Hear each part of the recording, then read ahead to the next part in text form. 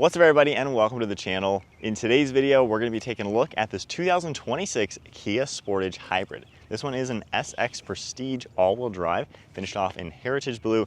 MSRP is $42,000. So let's get right into this super nicely equipped family crossover, see what it has to offer. Underneath the hood of the 2026 Kia Sportage Hybrid, you're going to get a 1.6 liter turbocharged 4-cylinder engine paired to a hybrid system. We even get a 6-speed automatic transmission. This is all-wheel drive. Overall net horsepower is 232 with overall net torque at 271. You're also going to see a 13.7 gallon fuel tank. You can expect 35 miles per gallon in the city with 36 miles per gallon out on the highway. Overall curb weight is 3,900 pounds and max towing capacity is 2,000 pounds. The overall length is 184.4 inches with wheelbase at 108.5. Width is 73.4 and height is 66.4 inches. The overall approach angle is 18.9 degrees, ground clearance is 8.3 inches, breakover angle is 19.3 degrees, and the departure angle is 26.9 degrees. Moving on to the styling with the 2026 Kia Sportage, has a really cool look overall. I especially love these headlights. You're gonna get this massive daytime running light as well as that turn signal throughout it, and then we have all those LED beams throughout it. Black housing and the headlights are very nicely integrated into the whole front grille. You're also gonna see some silver trim up above. The hood even cuts towards it with that updated Kia logo. Forward-facing camera, nice amount of mesh with openings. You're gonna see parking sensors as well. LED fog lights sunken into the bodywork too, and then more openings throughout the center with active grille shutters. You have silver and gloss black trim all throughout it, and it really comes together very well. I think they did a nice job with this latest style. Looks sharp and sporty. On the hood, just a very smooth design with one sharp line on each farthest side. And then wrapping around it, you're gonna get that gloss black trim that makes its way into these fender arches. You have a side parking sensor as well, and then a very unique set of wheels. They're 19-inch diameter, more of a 4-spoke look with a 2-tone color. Nice sharp line throughout that front fender, and then more gloss black in the lower side. You have more of that silver trim as well. Sloping bodywork with one sharp body line, body colored door handles as well as mirror caps. Then you can even see power folding, turn signal, camera, and then gloss black trim.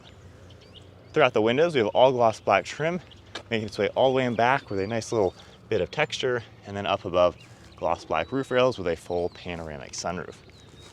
For the side profile, has a pretty good proportion overall, really nice and clean looking. I like how the sharp lines cut towards the back, and it gives it a unique style with that roof line floating in back.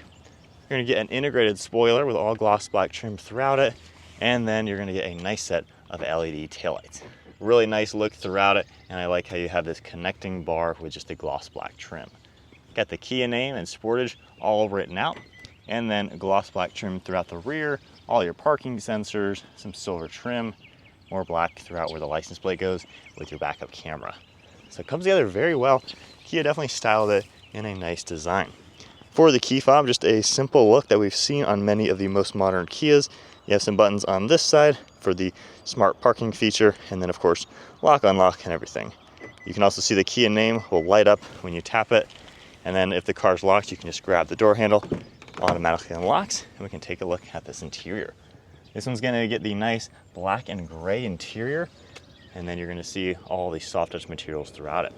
We have up above on the door panel this soft touch material. I love the shape of the release handle, looks very cool. More texture, memory seating, and all of our basic controls down below. You have a little bit of padding for your armrest with a grab handle, storage down below, Harman Kardon audio system. Then you're gonna get a 10-way power adjusting driver's seat with an 8-way power adjusting passenger seat. We have this 2-tone material. You can see the perforations throughout it, a cool stitching pattern to it as well, and then a nice bit of micro suede up above. Smooth design on the headrest, a good look at that roof, and then we have a 2-spoke leather wrap steering wheel finished in black. And then now inside the 2026 Kia Sportage, keep my foot on the brake, and go ahead and fire it up. Got all the screens coming to life. Got the Kia logo as well. And then on the left side, we have some cruise control settings. We also have our drive mode right here. You have lane keeping, steering intervention, some steering wheel controls as well for that screen. And then on the right side, you're gonna get some audio controls as well. There are paddle shifters for the transmission. stock on the right side for all the windshield wipers, stock over on the left side for headlights and turn signal. Now for the multimedia screen in the center for the gauge cluster, you are going to get the turn signal cameras, and then I can toggle through the center screen a little bit and get a few bits of information. You can see your idle mode for the hybrid system that will pop up when the engine is running, of course your all-wheel drive system, a couple other bits like engine temperature as well, and all the trip information. I can continue over back into that compass. So nice simple design overall. And then for the drive modes, we can toggle the drive mode itself for your 3 standard ones, and then on the other side of the steering wheel I can toggle the 3 different off-road ones. Over on the far left we have our electronic park and brake. You have traction control, interior lighting, tailgate release, as well as a battery reset. An air vent with ambient lighting, and then more of a soft touch material up on the dash. You also have a heads-up display system, all finished in the black. There's more of that ambient lighting and this nice gray trim with some gloss black underneath all the air vents. So it's a cool look to it overall. For the center screen, you got the most up-to-date Kia design with these nice large tiles. Makes it very easy to scroll through everything. And then you have a home screen as well, which will have a couple different things on it. You have your Apple CarPlay, of course. That will pop up the way you would expect any normal CarPlay to look. So pretty simple, looks really good with the large screen and everything. Now if I go ahead and put it into reverse, you have a really good camera system, top-down view, backup camera. Of course, you can change the actual views for a top-down. You can see your wheels with a close-up, 360 design to it as well. So definitely really nice for all that. Going into drive, you can see how those guidelines all change. And then back into park. You're gonna get hazards right here. And then for this center screen area, you can see all these different icons for climate control. I can very easily make my adjustments for fan speed, your zone, couple other ones. If you tap that icon, it's now more of a media one. We have shortcuts for the home, map, things like that. And now this is a volume dial versus now being a temperature dial. So pretty unique and pretty simple overall, just a little bit of small icons. However, you'll definitely get used to how simple it is. In the center, we have some harder plastics down below, ambient lighting, and then we can pop that open for wireless charging as well as some plugs. You're gonna see heated and vented seats, heated steering wheel, your shifter, and then auto hold, parking sensors, and camera. For the storage all down below, you have a lot of room in here. However, we can also pop those out for your cup holders. Nice little armrest with some padding, storage down below, and then a good amount of space in the glove box. One last look at the interior. It's a nicely done vehicle, just good use of materials, nice looking tech, really nice place to be for the price. Up above, we have a massive panoramic roof with that sunshade. All those controls are located up above, and then we just have a thin basic mirror.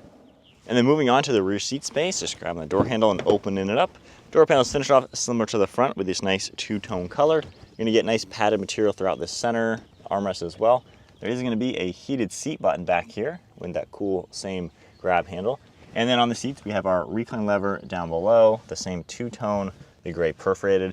And with the recline angle, you can tell the differences between all the way up as well as all the way back. So really cool to see how well these seats recline.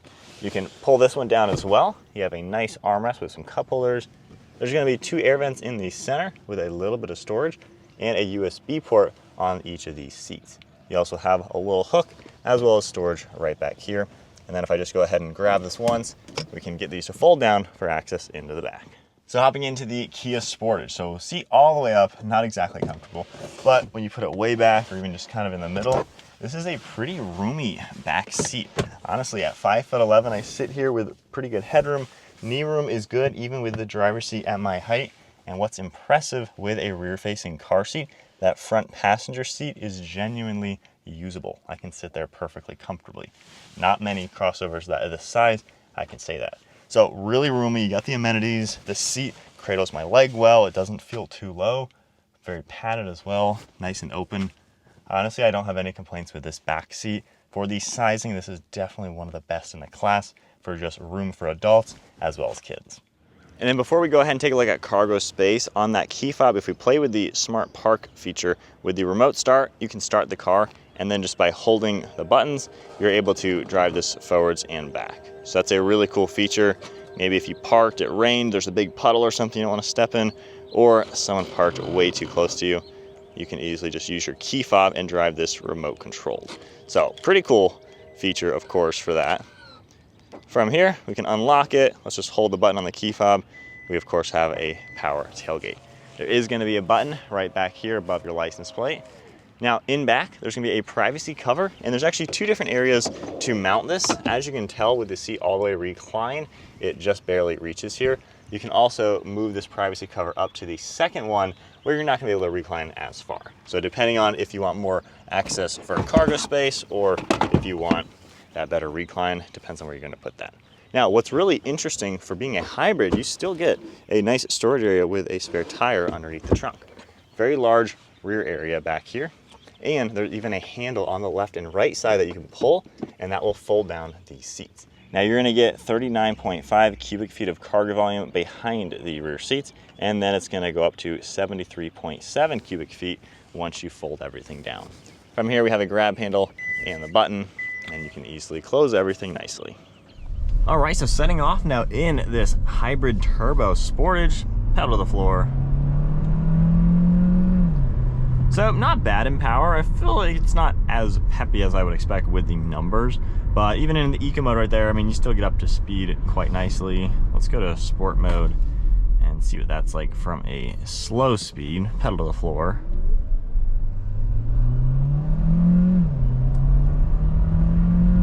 Not bad. That time it took a minute for the engine to turn on and then the EV power to go and then the turbo. So yeah, not as fast as I would expect. It's decent enough though for, I guess, your average driving. So normal driving now, I will say it's really easy to see around. You have a lot of good glass, good mirrors, no blind spots or anything over your right and left shoulder. And one thing I love with Kia is their cruise control system works fantastic. One of the absolute best in the game, especially with the lane keeping and steering intervention. By far one of the best, no doubt about that. Overall ride quality and everything, it feels pretty comfortable. You don't really feel any bumps to be, you know, too harsh or anything like that. It's relatively quiet too. Comfortable seat, you know, easy just to kind of get comfortable lounging in this car. I wouldn't mind being able to sink a little bit lower. I do feel a little tall. And then my only big complaint, the steering feels very vague. It's definitely not that direct. It almost feels like this is kind of connected to the wheels with rubber bands, so it's not as mechanical feeling as I would prefer in a car. Again, it still just drives nice overall. I mean, your average person's not going to complain, just wouldn't mind a bit more mechanical feeling to it and just a lower seat position. Using the tech while driving, it does look really good. It's actually really simple, with especially just how laid out everything is. Okay, I guess some of the toggles you can't obviously use while driving, but looks good. The climate controls you get used to, and honestly, even though the fan speed is kind of small, it's easy enough to see and toggle, and then I just have it on low and we're staying nice and comfortable. So the climate system is quiet and seems to be pretty efficient. I can't really find any major complaints with the drive as far as just cruising around. I think your average buyer is going to enjoy just racking up miles. This model actually has almost 10,000 miles on it already. So it seems to be wearing very well, to where even this lighter color, a little dirty here, but you know, nothing that a quick detail couldn't clean up. It looks really good, especially with the mileage that this specific one has. So I think build quality is really good on these modern Kias, to where, you know, you can get it and enjoy it for many, many years before it, you know, starts showing signs of wear. Should be a pretty easy car to own. Now, hitting these big train track bumps, some cars feel like they're gonna fall apart. Let's see what this is like. Not bad, a little bit of a thud, but honestly, overall, pretty solid. And the suspension really does take it quite nicely. So my ending thoughts with this 2026 Kia Sportage, I think it definitely packs a lot. I think the styling looks really good. It's nice that with the all-wheel drive and the terrain modes, you know, you can take this off the beaten path, going up the mountains, gravel roads or something. It's a vehicle that can genuinely go places. This one, full tank of gas, it's already at just under 500 miles of range. So this is something that is gonna be very economical to run, given it's got good gas mileage, it's got the EV kind of systems for the slow speed driving. You know, it's a really good economy car, but at the end of the day, it's not an economy car, given, you know, it's not that cheap obviously, but these cars in the non-hybrid form are relatively affordable. So you have the Sportage at a really good price spectrum that's gonna really fit anyone's budget. And especially with this one being kind of a top trim, you have so many features in here that even more expensive cars don't even have sometimes. So they've done a good job just making this feature packed, and that's what I think Kia is really selling with their most up-to-date lineup. They are the most feature packed brand, I would say, for the price point. you really get all the bells and whistles without paying, you know, crazy expensive price point. So I think overall, if you want something that just has all the options and is a very good interior with a good space, this really is a car you can't complain with. I'm impressed with the seating, especially with a rear facing seat. I'm noticing so many cars I cannot fit in this passenger seat just because of my legs, basically. So it's nice to be in a average size crossover that has usable space for the family. This honestly would be a good choice.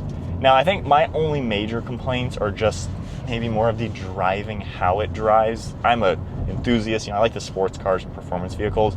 So to me, having the steering that feels kind of vague, like this isn't really doing anything. There's a disconnect for me with the steering, which other crossovers at this price tag and at this class handle a little bit more direct, which is just my taste. And then the power delivery, while it's nice that it has good power, the turbo and the hybrid, there really is a lot of delay. Pedal to the floor, now we're going. So just a little bit of the delay in the mechanics of how it operates are just things that, for me as a sports car enthusiast, you know, are hard to get past. But I think your average buyer is going to drive this and honestly love it.